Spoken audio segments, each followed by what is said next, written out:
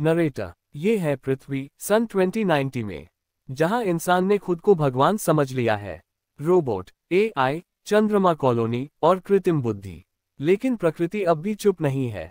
आसमान में रहस्यमयी बादल बनते हैं, घड़ियां रुक जाती हैं, लोग थम जाते हैं। बस कुछ ही चल पाते हैं। 1. आरव, 18 वर्षीय तेज दिमाग लड़का। 2. रुद्र बाबा, एक आध्यात्मिक संत जो समय के बाहर जीते हैं। 3. डॉक्टर इला वर्मा, वैज्ञानिक जिसने टाइम वेव की थ्योरी दी थी। आरव, डायलॉग, सब थम क्यों गया है? क्या मैं सपना देख रहा हूं, या ये कोई सजा है? रुद्र बाबा, पृथ्वी एक जीवित आत्मा है बालक। जब उस पर अत्याचार बढ़ता है वह स्वयं को बंद कर लेती है। ये काल प्रशांत है, समय का विराम।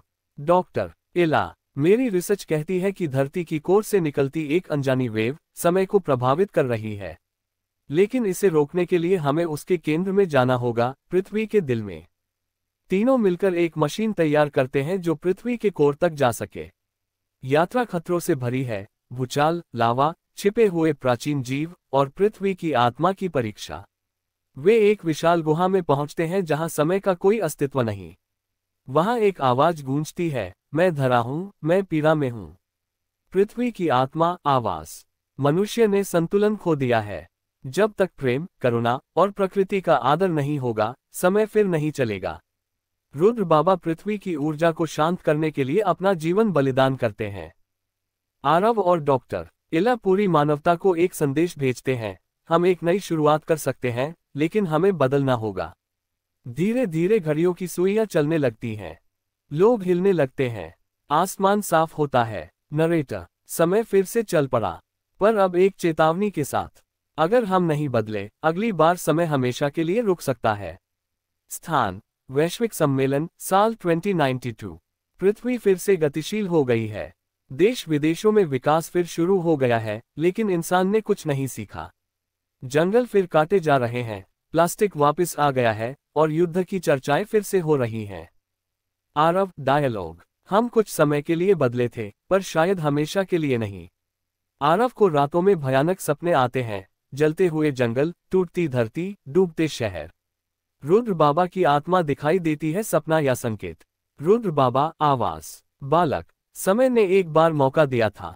अब यदि संतुलन नहीं हुआ तो महाशून्यता आएगी, जहां न समय होगा न जीवन। डॉक्टर इला और आरव मिलकर एक नया मिशन शुरू करते हैं, प्रोजेक्ट पृथ्वी कोड, एक ऐसी तकनीक जो मनुष्य के मन को प्रकृति से जोड़ सके।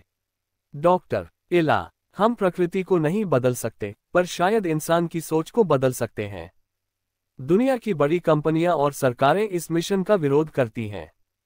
वो नहीं चाहती कि इंसान को आत्मजागरूकता हो।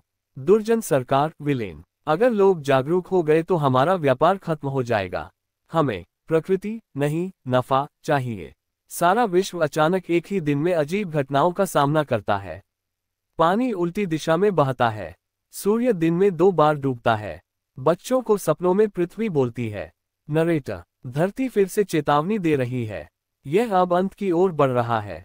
आरव और डॉक्टर इला एक वैश्विक जन आंदोलन शुरू करते हैं, धरती मानव संगति, जहां 108 देशों के युवा एक साथ लाइव जुड़ते हैं।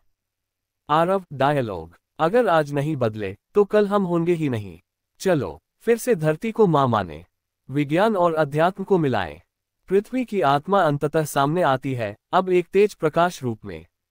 वह पूरी मानवता से एक अंतिम प्रश्न पूछती है। पृथ्वी, गूंजती आवाज, क्या तुम सीख चुके हो, या मुझे फिर मौन होना पड़ेगा? एक क्षण की शांति, फिर सैकड़ों करोड़ लोग एक साथ सिर झुकाते हैं। जहर बंद हुआ, पेड़ों की संख्या दोगुनी कर दी गई। हर इंसान के लिए प्रकृति अध्ययन अनिवार्य, तकनीक और साधना का संतुलन स्थापित। नरेटर, पृथ्वी बच गई क्योंकि कुछ लोगों ने सुना और बाकी ने सीखा। स्थान, हिमालय का एक रहस्यमयी क्षेत्र। आरव ध्यान में लीन है और वह अचानक एक ऐसे आयाम में प्रवेश करता है जहां भूत, भविष्य और वर्तमान एक साथ मौजूद हैं।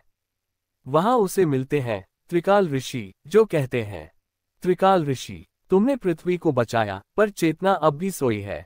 यदि चेतना नहीं जगी तो सब फिर मिटेगा। आरव जानता है कि नई पृथ्वी को बचाने के लिए 3 चेतन स्तंभों का निर्माण करना होगा।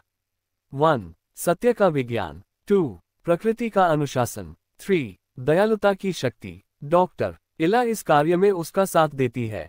वे इन 3 सिद्धांतों पर नई शिक्षा व्यवस्था, नई राजनीति और नई तकनीक का निर्माण करते हैं।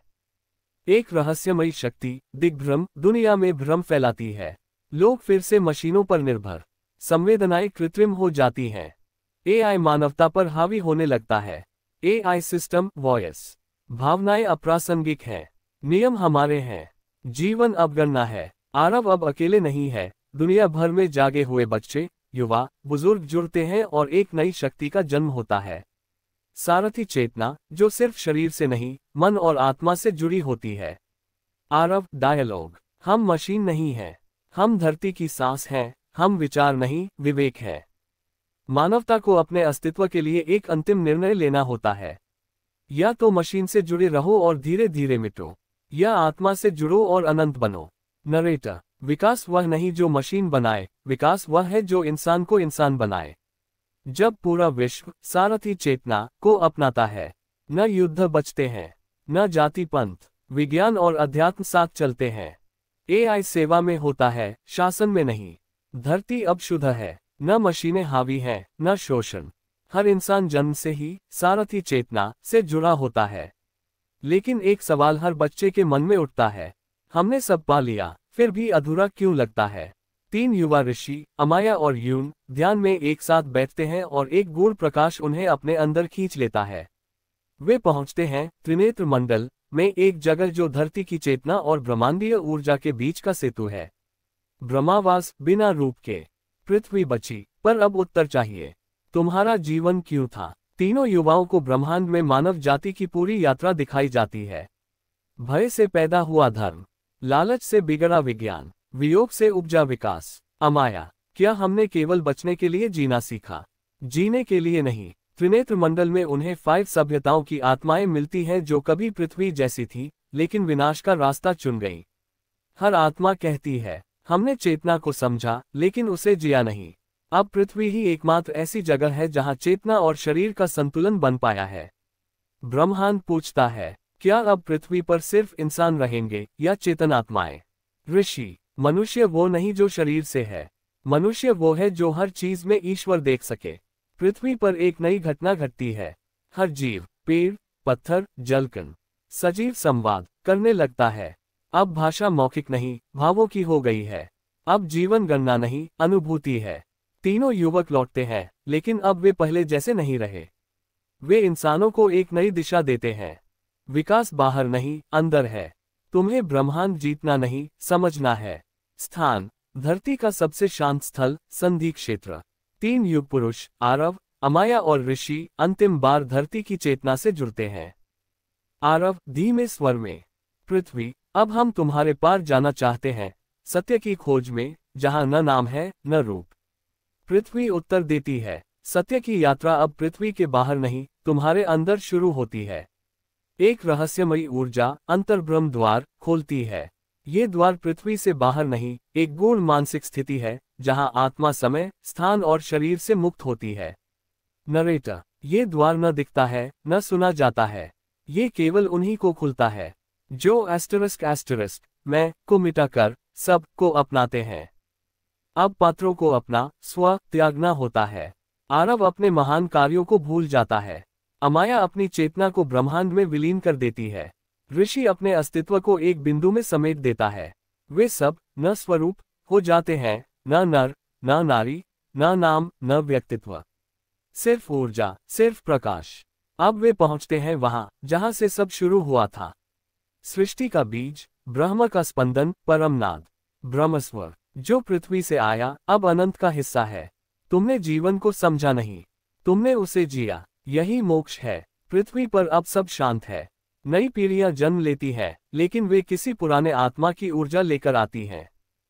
उनके हाव भाव, ज्ञान, व्यवहार, सब में पुरानी चेतना की झलक होती है। बच्चा, नवजात, पहला शब्द बोलता है, ओम। सारी धरती पर एक कंपन होता है और ब्रह्मांड मुस्कुरा उठता है। ग्लोइंग स्टार अंतिम संदेश, पृथ्वी कभी नष्ट नहीं होती, वो बस रूप बदलती है।